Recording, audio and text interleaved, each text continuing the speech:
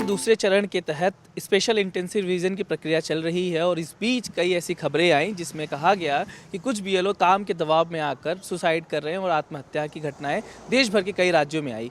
इसी को समझने के लिए, उनके काम को, प्रक्रिया को समझने के लिए कि कैसे वो काम करते हैं, हम एक बीएलओ के साथ आज दिन भर रहेंगे, देखेंगे कि वो किस तरीके से ये जो पूरी प्रक्रिया एसआईआर की वो कर रहे हैं। आज हम उत्तर प्रदेश के नोएडा के बीएलओ करुणा जी हैं, उनके साथ इस पूरी प्रक्रिया को समझेंगे। करुणा जी, अभी सुबह आपने देखा हम तैयार हो रहे थे, अभी आप कहाँ जाएंगे अब सीधे? सर मैं अभी राम विहार जाऊंगी। वहाँ पर मेरे एक वोटर हैं जिनको मैंने टाइम दे रखा है, क्योंकि वो अपना एसआईआर का फॉर्म नहीं डिपॉजिट करवा पाए थे, क्योंकि वर्किंग है सारे आजकल लोग। तो अभी मैं उनका एसआईआर का फॉर्म कलेक्ट करने जा रही हूँ और फिर वहीं से मैं बूथ पे पहुँचूंगी। और ये डेली प्रक्रिया जो है कितने बजे शुरुआत होती है घर से इसको निकलने की, और कब आती है वहाँ ये मॉर्निंग में शुरू हो जाती है हमारी 9 o'clock 9:30 तक हम लोग स्टार्ट कर देते हैं। और उसके बाद जब तक बूथ पे लोग आते रहते हैं या फिर हमें लगता है कि विजिट कर रहे हैं या लोग रिस्पॉन्ड कर रहे हैं, तो हम ट्राई करते हैं कि वहाँ पर रहें, अवेलेबल वहाँ पर रहें। और तो फॉर्म्स लोग भर के दे रहे हैं, इजी है या प्रॉब्लम्स आ रही हैं अभी? नहीं, फॉर्म्स भर के दे रहे हैं। और अगर लगता है कि थोड़ा सा कहीं डिफिकल्टी आ रही है तो we as a responsible BLO हम लोग ये कोशिश करते हैं कि हम उन्हें समझाएं कि कैसे भरना है फॉर्म, या हम उनकी जितनी पॉसिबल हेल्प हो सके। नहीं तो बहुत डिफिकल्ट नहीं है फॉर्म भरना। थोड़ी सी कुछ अभी तो ये है कि मैंडेटरी फील्ड्स हैं जो कि हम कोशिश कर रहे हैं कि वो लोग भर दें और बेसिक डिटेल्स अपनी दे दें, तो हम जैसे आगे प्रोसीड कर सकें। तो ये जो फॉर्म है, किस तरीके से काम होता है, इसको हम प्रक्रिया को आज दिन भर दिखाएंगे आपको कि सुबह से निकलने से पहले जब तैयारियां होती हैं घर की पारिवारिक जिम्मेदारियों के बाद, सुबह 9 बजे ऑफिस के लिए तैयार होना बीएलओ के लिए। और ये अब जो है वो एक वोटर के घर पे निकली हैं, बीएलओ करना है, वो अब एक वोटर के घर पे जाएंगे, उनसे फॉर्म लेंगे और फॉर्म लेने के बाद बूथ पे जाएंगी जहां उनका ऑफिस है। और वहां के बाद फॉर्म लेने के बाद जो बाकी बीएलओज हैं, जो उनके घर के वोटर्स हैं, उनके घर पे जाके उनको फॉर्म पहुंचाना, उनसे फॉर्म एक्सेप्ट करना, क्योंकि अब प्रक्रिया जो है वो फॉर्म लेने की है। ऐसे में कई घरों पे जाके फॉर्म लिया जा रहा है और एक्सेप्ट किया जा रहा है ताकि उन सभी वोटर्स का नाम लिस्ट में जोड़ा जा सके।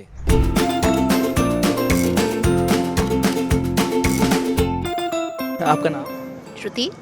आपने श्रुति आज भरा है फॉर्म, आपका कितने लोगों का फॉर्म है ये? 6। पूरी फैमिली भराई? हाँ जी। तो इसमें डिटेल्स जो थी वो बहुत इजीली मिल गई या मुश्किल था? मिल गई। पहले बहुत उनसे पूछ लिया था कैसे करना है, क्या करना है, एंड फिर मेरे पापा ने इंटरनेट पे भी ढूंढा, बहुत सारे थे तो करके फिर मेरे दादाजी का ढूंढा, मिल गया, फिर मम्मी के साइड का ढूंढा, तो सबका मिल गया। सबका मिल मिल गया। ये प्रक्रिया बहुत मुश्किल है या इजी, आपको क्या लग रहा ईजी है अगर आप समझ आ जाए कि क्या है, और डिटेल्स अगर आपने संभाल के रखी है अपने बड़े बूढ़ों की, तो मुश्किल नहीं है। है? जिनके पास नहीं है उनके लिए क्या हो रहा है? उसका मुझे आइडिया नहीं है, वो तो आपको करना बताएंगी। आपके परिवार में लोगों का था या आपको ढूंढना पड़ा? था थोड़ा जितना भी हमें मिल पाया हमने भी डिटेल्स डाल दिए। उसके आगे जो होगा तो आई एम श्योर वो डिटेल्स लोग बता देंगे, क्या कुछ और इन्फॉर्मेशन चाहिए। और बीएलओ कितनी बार आपके घर आए थे? सोसाइटी में तो काफ़ी बार आए थे, हम अवेलेबल नहीं थे। इनफैक्ट मैम तो फ़ोन पे भी अवेलेबल है, मैं तो फ़ोन पे ही पूछ के ही आई थी कि वो अवेलेबल है, तो फिर मैं अभी आई देने के लिए। और ये जो एसआईआर की प्रक्रिया, आपको लगता है ये सही प्रक्रिया, इससे लोगों को आसानी होगी, आगे चल के वोटर लिस्ट शुद्ध हो जाएगा? बिल्कुल होनी चाहिए। As citizens I think we should support this peace, क्योंकि कितने लोग आते हैं जो हमें पता ही नहीं हमारे सिटीजन्स हैं, तो हमें करना चाहिए। वी शुड थोड़ा सा, अगर इनकन्वीनियंस होती भी है, बट आगे के जनरेशन्स के लिए और हमारे लिए तो बहुत अच्छा है ये, तो वी शुड डू इट। इसमें कुछ ऐसा जो आपको लगता है कि इसके से बहुत ज़्यादा ज़रूरत नहीं थी, थोड़ा सा ज़्यादा कॉम्प्लेक्स बना दिया है इसको? कोई कॉम्प्लेक्स नहीं है। इन्फॉर्मेशन जो आपको लगता है बहुत कॉम्प्लेक्स नहीं। था, डॉक्यूमेंट जो मांगे गए, लोग बहुत शिकायत करते, 12 डॉक्यूमेंट कहाँ से लेके आएंगे? नहीं, बिल्कुल भी नहीं। अगर आपके पास वो डॉक्यूमेंट ही नहीं है तो आप इंडिया में क्या कर रहे हो? तो ठीक है, ये तो होना आपके पास चाहिए। सारे डॉक्यूमेंट्स है इसमें से? हाँ, आपने क्या दिया है इसमें, वोट आधार कार्ड, मतलब डॉक्यूमेंट के तौर पे क्या दिया है? हमारे वोटर आईडी कार्ड वगैरह थे, सब था, डिटेल वगैरह है, और कुछ चाहिए वो भी है, सब मिल जाएगा, सब है। आपकी मैपिंग भी थी पिछले वाले एसआईआर से अभी भी हाँ है? हाँ हाँ हाँ। तो डिफिकल्टीज नहीं है? नहीं है। तो ये जो बातें कही जा रही कि इससे वोटों का नाम कट रहा है, कई लोग भर नहीं पा रहे फॉर्म, एज ए वोटर आपको लगता है कि ये प्रक्रिया ज़रूरत थी या आपको लगता है कि अभी ज़रूरत नहीं थी, सब कुछ सही चल रहा था? नहीं, कभी तो करोगे ना, तो अभी है ज़रूरत, तो मुझे तो नहीं लग रहा है कि मुश्किल है। ठीक है, थोड़ा सा फर्स्ट टाइम कोई करता है तो थोड़ा सा कई बार होता है कि पहली बार कर रहे हो तो कैसा होता है, बट ऐसा कोई मुश्किल नहीं है। तो आपके परिवार में जितने लोगों का नाम है, जितने वोटर है, सबका नाम है या किसी का फॉर्म नहीं है? सबका है। सबका है? सबका है। सभी का, कोई कटा उटा है किसी का नहीं? नहीं। करुणा जी, जैसे कई देश में जो लाखों बीएलओज हैं वो इसी तरीके से घर पे जाते हैं, फॉर्म भरते हैं, लोगों को फॉर्म देते हैं, उनसे फॉर्म भरवा के फिर अपने डॉक्यूमेंट्स को जमा करते हैं। करुणा जी, कितने घरों पे आप अब तक जाती हैं? एक दिन में कितने घर को कवर कर लेती हैं? एक दिन में हम लोग कर लेते हैं 40 to 50। हाँ हो जाते हैं, नहीं तो मतलब ऑन एन एवरेज 40 तो रह जाता है। और बाकी ये है कि कई लोग हैं जो अप्रोच कर लेते हैं जिनके लिए कन्वीनियंट होता है, तो अपना उनको कम्युनिटी सेंटर जो हमारा पोलिंग बूथ है वहाँ पर भी कई लोग आना प्रेफर कर देते हैं। बट जैसे कोई सीनियर सिटीजन्स हैं तो नहीं कर पाते हैं या कुछ भी रीज़न रहता है, तो हम लोग उन्हें बोलते हैं कि आप डोंट वरी, हम लोग आपके घर आएंगे, हम लोग खुद फॉर्म भरवा के जाएंगे और विजिट करेंगे और हम आपके डॉक्यूमेंट्स लेके जाएंगे। आप उनके घर पे जाके ये जो फॉर्म है, जो एक इन्यूमरेशन फॉर्म होता है, इसको भरने में आप कितना समय लगता है यहाँ पे? एन्यूमरेशन फॉर्म भरने में देखिए कुछ बिल्कुल 5 बेसिक मैंडेटरी सी डिटेल्स हैं जो हम भरना चाहते हैं अभी। फ़िलहाल में जो डेट ऑफ बर्थ है, जो कि मुझे लगता है किसी के लिए इतना वो नहीं है। आधार है जो ऑप्शनल है।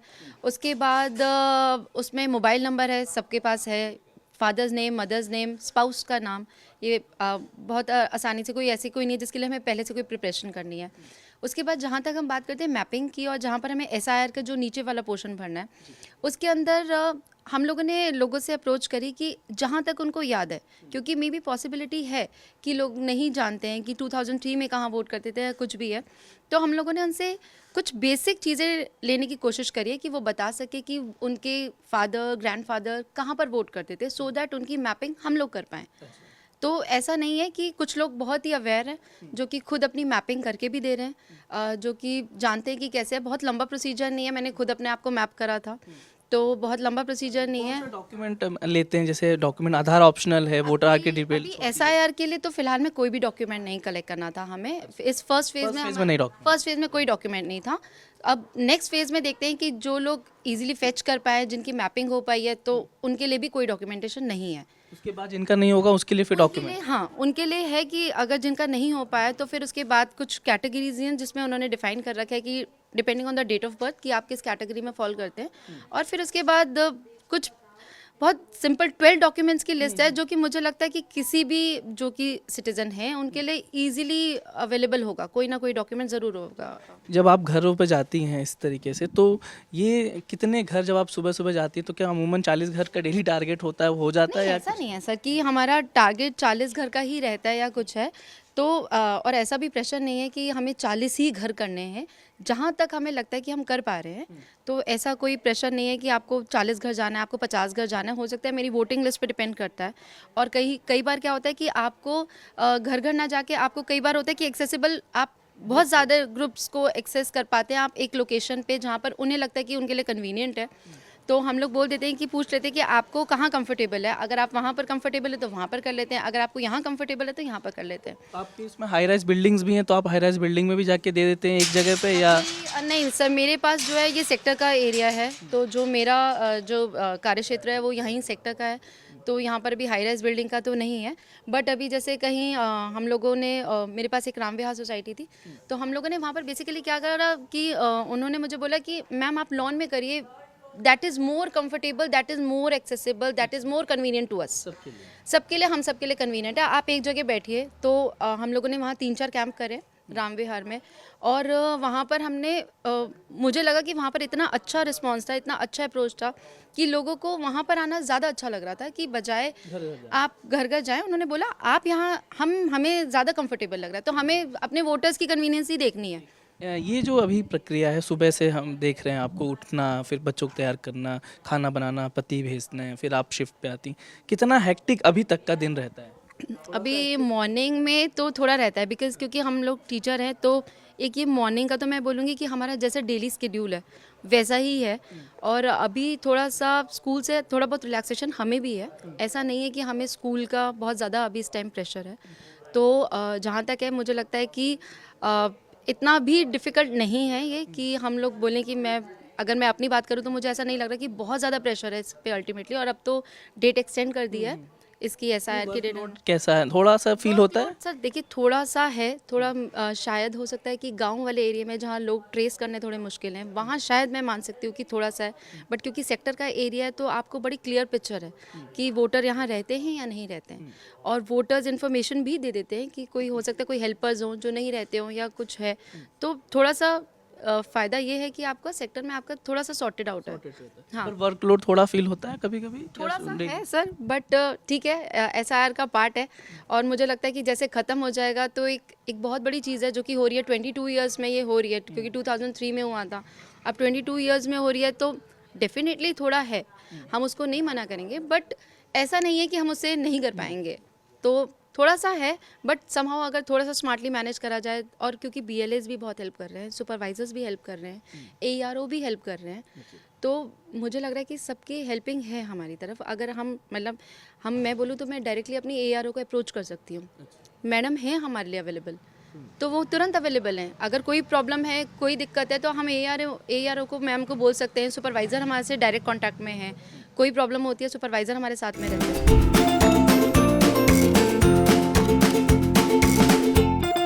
सर आपका नाम? मेरा नाम मनोज कुमार दुबे है। मैं 61 नोएडा विधानसभा में बीएलओ सुपरवाइज़र हूँ।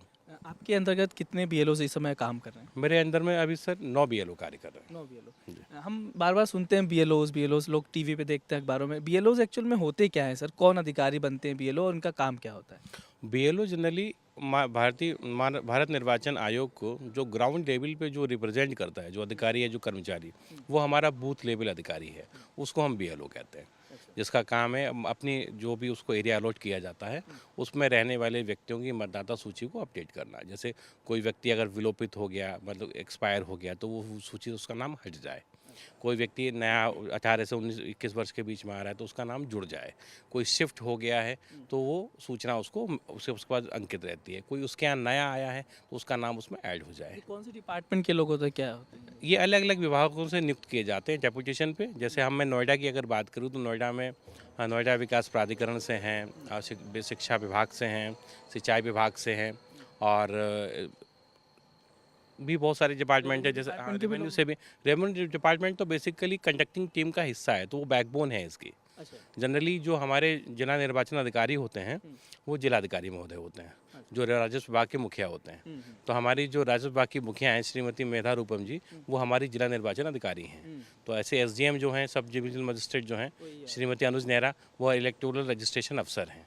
तो आप ये मान लीजिए कि जैसे एक बड़ा सा उत्सव है और राजस्व विभाग उस उत्सव को आयोजन कर रहा है। तो इसमें जो काम होता है सर, इसमें क्या क्या बीएलओज क्या क्या करता है? इसमें क्या सिर्फ वोटर लिस्ट को अपडेशन होता है, और ये क्या परमानेंट बीएलओज बनाए जाते हैं या शिफ्ट होते, चेंज होते रहते हैं? किसी भी निर्वाचन प्रक्रिया की, जैसे हम लोकतंत्र की अगर बात करते हैं सर, तो लोकतंत्र में सबसे इम्पोर्टेंट चीज़ है कि जो इलेक्टोरल रोल है, जो मतदाता सूची है, वो स्वच्छ निष्पक्ष रहे।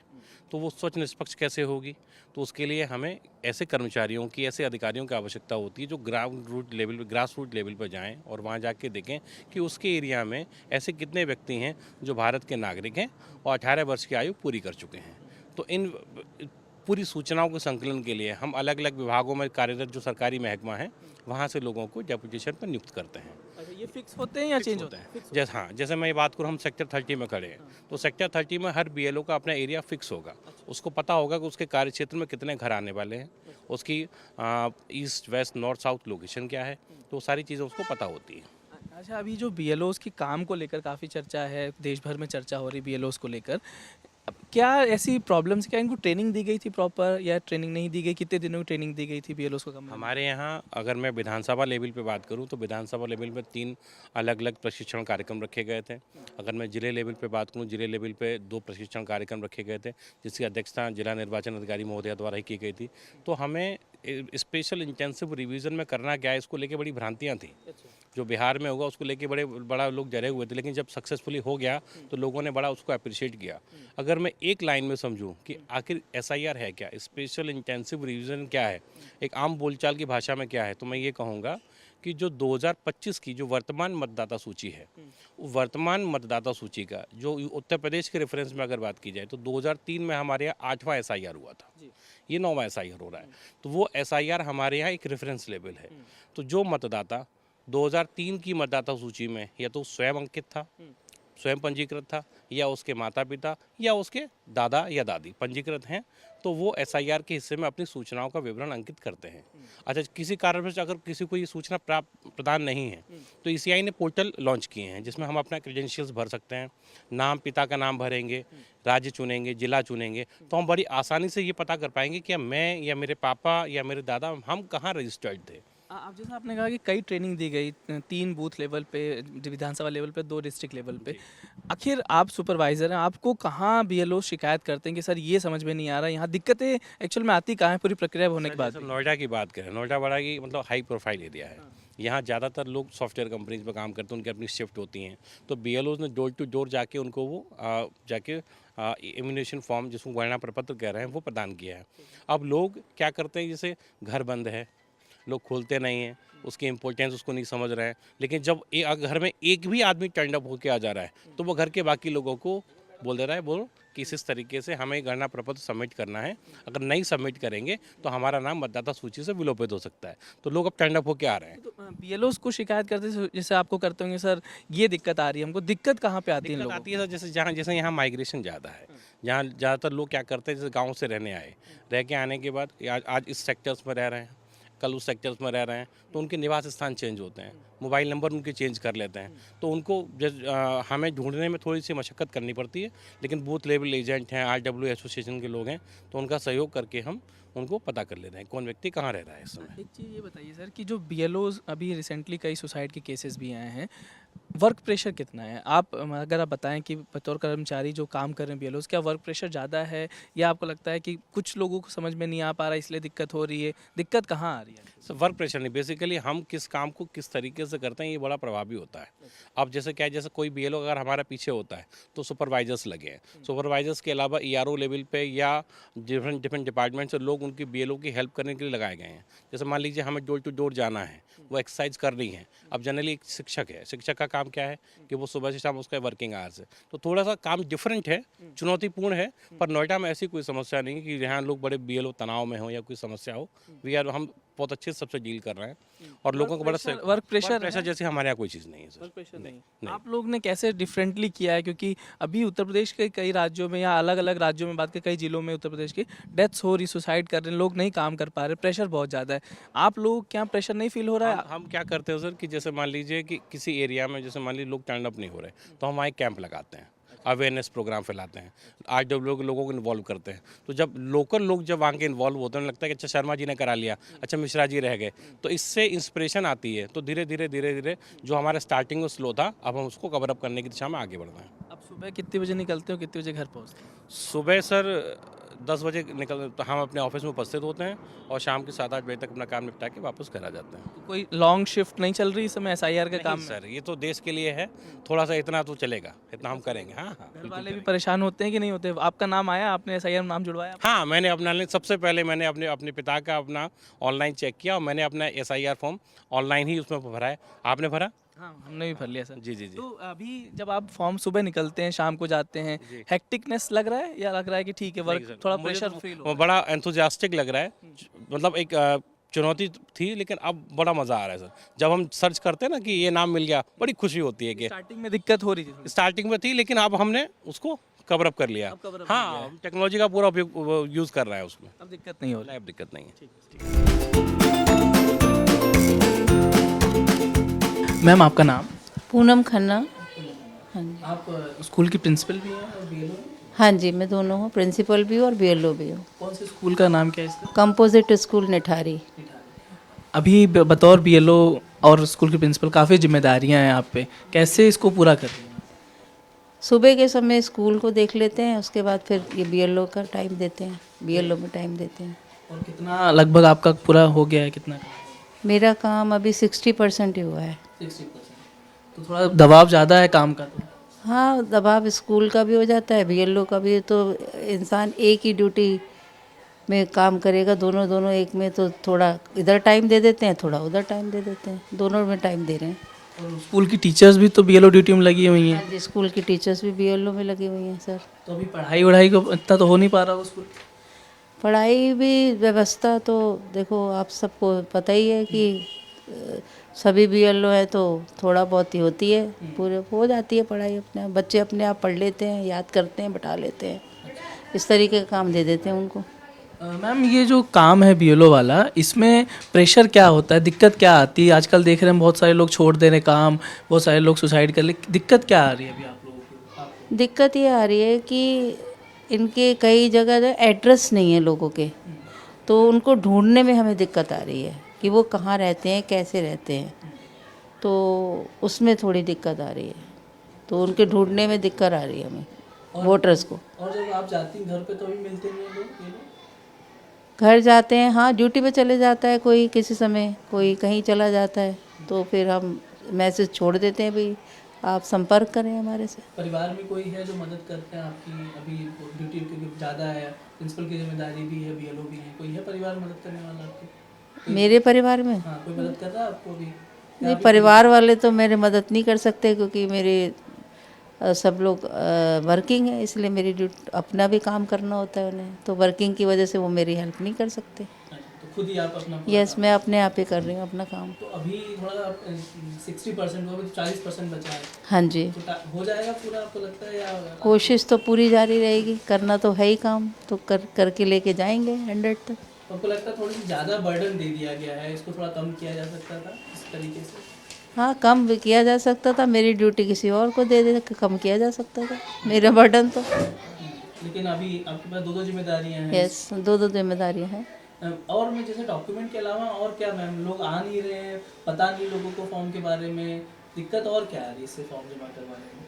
फॉर्म कराने में यही दिक्कत आ रही है, आज लेबर क्लास ज़्यादा होती है तो वो अपने काम में बिजी रहती है, तो वो इस तरफ ध्यान ही नहीं देती, करे जो होगा देख के जाएगी, और ये क्या प्रॉब्लम आ रही प्रेशर है। है पीछे से कि आप सबका फॉर्म भरवाओ, सभी लोगों का नाम आना चाहिए? नहीं, प्रेशर तो हमारे को ये आ रहा है कि अपना काम पूरा 100% करके दिखाओ, आप जैसे भी करो, ये आ रहा है प्रेशर, और तो कोई प्रेशर नहीं आ रहा। पूरा काम करने का प्रेशर है कि? हाँ, कि पूरा काम करके दिखाओ, मतलब पूरा काम करो, फील्ड में जाओ, सब कितने ये फॉर्म आपके पास है मैम? मेरे पास 1099 है।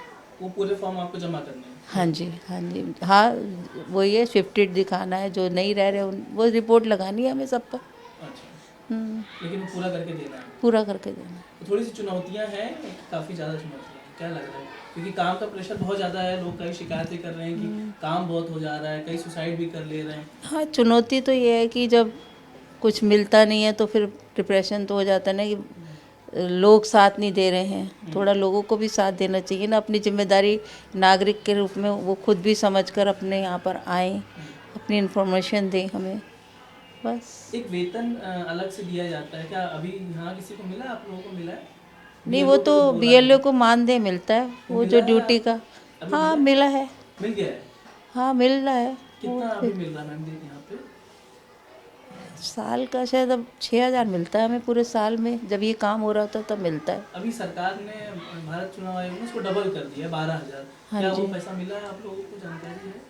अभी तो हमारे अकाउंट में आ जाएगा तो पता चलेगा ना। अभी नहीं पता। हाँ, हाँ, आ जाएगा, जब सरकार ने बोल दिया तो आएगा ही। देश के 12 राज्यों में चल रहे स्पेशल इंटेंसिव रिवीजन में से एक राज्य है उत्तर प्रदेश।